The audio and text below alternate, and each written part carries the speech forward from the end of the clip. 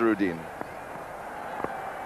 Oh, that was a lovely chop fine. That's gone for 4. 2007 को भूल जाइए, IPL को भूल जाइए। दुनिया सोचती है कि टी20 का उदय 21वीं सदी में हुआ था, लेकिन क्या होगा अगर मैं आपसे कहूं कि हमने बहुत पहले 1993 में ही टी20 स्टाइल बैटिंग देख ली थी। Oh, that's a fine stroke. Azharuddin played that. Not format था वनडे इंटरनेशनल, दबाव बहुत ज्यादा था और 90 का दशक था। 90 के दशक में औसत स्ट्राइक रेट लगभग 75 का होता था। और फिर मोहम्मद अजहरुद्दीन आए और सब कुछ बदल गया। मोहम्मद अजहरुद्दीन उस दिन जो खेल खेल रहे थे उसके लिए दुनिया में उस वक्त उस समय कोई भी तैयार नहीं था। There it goes, a marvelous stroke. First bounce, second bounce over the boundary for 4. 95 run सिर्फ 63 गेंदों में, एक ऐसी पारी जिसने रिकॉर्ड बुक को फाड़ दिया। आज हम मोहम्मद अजहरुद्दीन के उसी भूले हुए मास्टर क्लास की गहराई में उतरेंगे। वो पारी जिसने सब कुछ बदल के रख दिया, वो पारी जिसने वनडे इंटरनेशनल को फिर से परिभाषित किया। अगर आप विस्फोटक क्रिकेट देखना पसंद करते हैं तो ये वीडियो जरूर देखिएगा।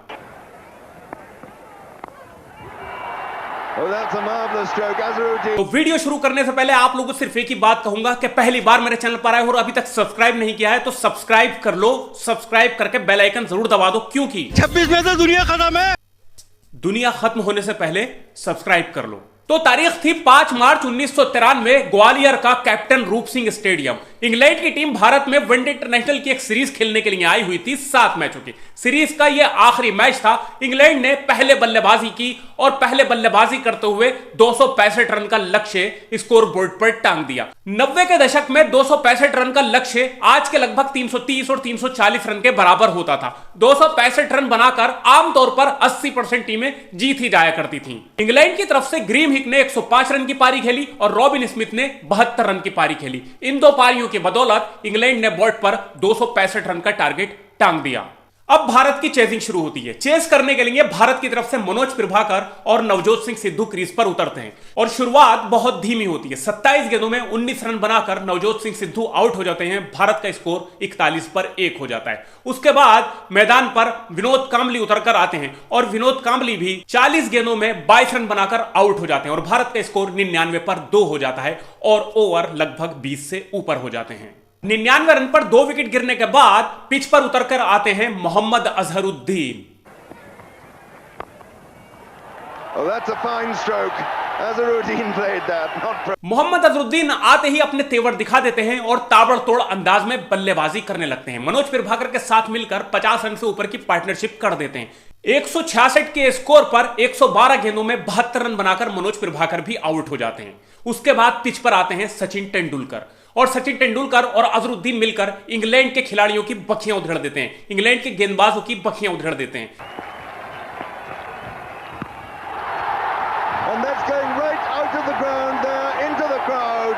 That is 6 runs. It was a 30 गेंदों में 34 रन बनाकर सचिन तेंदुलकर भी आउट हो जाते हैं, लेकिन मोहम्मद अजहरुद्दीन रुकने का नाम नहीं ले रहे थे। वो शायद भूल चुके थे ये एक वनडे इंटरनेशनल है, कोई टी20 इंटरनेशनल नहीं। जबकि उस दौर में टी20 की सोच भी शायद किसी के दिमाग में नहीं थी। लेकिन मोहम्मद अजहरुद्दीन जिस तरह से बल्लेबाजी कर रहे थे, जिस तरह से इंग्लैंड के गेंदबाजों को रडार पर ले रहे थे, जिस तरह से अपने फ्लिक शॉट, अपने कवर ड्राइव, अपने ड्राइव खेल रहे थे, तो लग ही नहीं रहा था कि यह कोई वनडे इंटरनेशनल मैच है। भारत का स्कोर 245 रन पर 4 विकेट था। अब बल्लेबाजी करने के लिए कपिल देव आते हैं और 2 रन बनाकर कपिल देव भी आउट हो जाते हैं। भारत का स्कोर 251 पर 5 विकेट हो जाता है। उसके बाद अजय शर्मा आते हैं, वो भी सस्ते में आउट हो जाते हैं। भारत का स्कोर 255 पर 6 विकेट हो जाता है।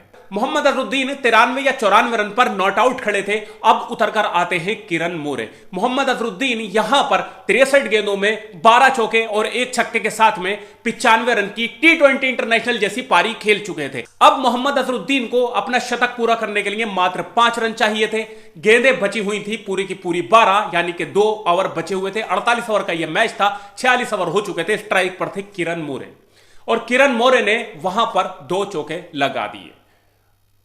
यहां पर आप देख सकते हैं कि किरण मोरे विनिंग शॉट लगाने के बाद कितनी तेजी के साथ मोहम्मद अजहरुद्दीन की तरफ लपकते हुए आते हैं, लेकिन मोहम्मद अजहरुद्दीन शायद वहां पर कुछ दिख नहीं रहे हैं खुश, और वो सिर्फ हाथ मिलाकर चले जाते हैं। और यहां पर मोहम्मद अजहरुद्दीन का जो एक शतक हो सकता था वो किरण मोरे के 2 शॉट की वजह से रह गया। किरण मोरे ने जिस वक्त विनिंग रन मारा उस वक्त भी भारत के पास पूरी की पूरी 8 गेंदें बची हुई थी और मोहम्मद अजहरुद्दीन को शतक के लिए मात्र 5 रन ही चाहिए थे। यह और बात है, यह डिबेट फिर कभी कि क्या किरण मोरे ने जानबूझ के मोहम्मद अजहरुद्दीन का शतक नहीं होने दिया, क्या किरण मोरे ने जानबूझ के वो चौके लगाए, या फिर वो सिर्फ हो गया और 90 के दशक में सेंचुरी से बड़े, अपने रिकॉर्ड से बड़े टीम की जीते हुआ करती थी। बहरहाल मैंने कई जगह सर्च किया तो लिखा हुआ यही आया कि ना कभी मोहम्मद अजहरुद्दीन ने इस बात को लेकर मीडिया में बात की कि किरण मोरे की वजह से मेरी सेंचुरी रुकी थी, ना ही मोरे ने कहा, यानी कि उस वक्त टीम की जीत को ही प्राथमिकता दी जाती थी। और यह अलग बात है कि किरण मोरे का यह लास्ट वनडे इंटरनेशनल मैच ही बनकर रह गया था। यह उनके इंटरनेशनल करियर का लास्ट ही मैच था। इसके बाद किरण मोरे को टीम से बाहर कर दिया गया।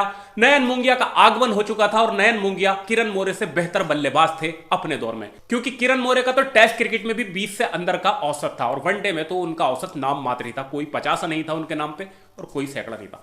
बहरहाल 5 मार्च 1993 को खेली गई मोहम्मद अजहरुद्दीन की ये T20 टाइप की इनिंग क्या आपको याद है? अगर आप 80 के दशक के पैदा हुए हैं तो शायद मैं आपसे पूछ रहा हूं, बाकी यंगस्टर को तो शायद वीडियो के जरिए ही पता चलेगा कि उस दौर में भी T20 क्रिकेट खेला जाता था जैसे कि मोहम्मद अजहरुद्दीन ने खेला था। वीडियो लाइक कीजिएगा, वीडियो को शेयर कीजिएगा, फेसबुक पर देख रहे पेज को फॉलो कर लीजिएगा, यूट्यूब चैनल पर देख रहे चैनल को सब्सक्राइब करके बेल आइकन जरूर दबा देना। जय हिंद, जय भारत।